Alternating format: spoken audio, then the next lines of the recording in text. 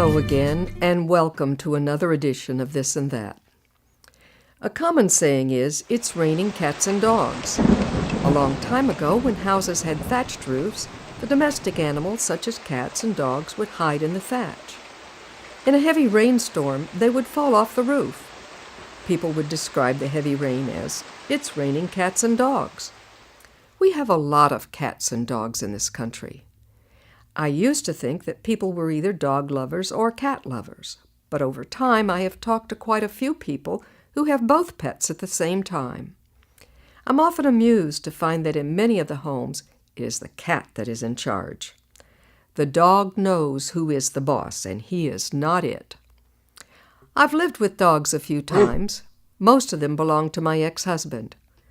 The first was a German Shepherd. He did not spend a lot of time on training Charlie, so the dog was a little rambunctious. He was in the Air Force, and when he went overseas, we found a new home for the dog. Now, I do not remember why I decided to get a small mutt. I knew that I would be going overseas within the year and would not be able to take the dog. Also, I was taking care of our young daughter, and I was pregnant. Living on my own and trying to take care of all of us. Unbelievable to me at this time.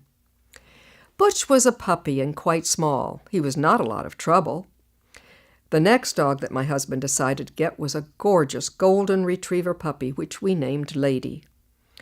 She didn't improve his track training record, and he spent very little time with the dog. My most vivid memories are cleaning up after Lady. We kept her in the kitchen at night with a baby gate across the door. Every morning I had to get up and scrub the kitchen floor after removing piles of dog poop. A year or so later, this dog also went to another home. Now you would think that I learned something from this, or that the third time would be a charm. I was persuaded to go along with the purchase of a beagle puppy when we were on a family camping trip in New Hampshire. Lonesome had a pen in the backyard, and by this time the children were old enough to help take care of the dog. When my husband left, the dog went with him. A few years earlier, our family had been adopted by 2 cats. The black and white cat was named Melody by our daughter. The black cat was named Phineas J. Whoopi by our son. I don't remember why our son named his cat after a cartoon character. Cats are ever so much easier than dogs. The poop in the litter box, and you don't have to walk them. Ours were easy to train and a lot of fun. They even liked to snuggle.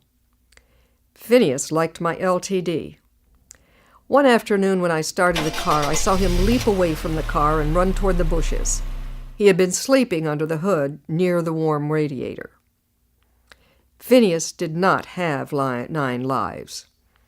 There was another day when I parked in the car, went into the house for a few minutes. When I backed up, I felt the rear tire go over a small bump.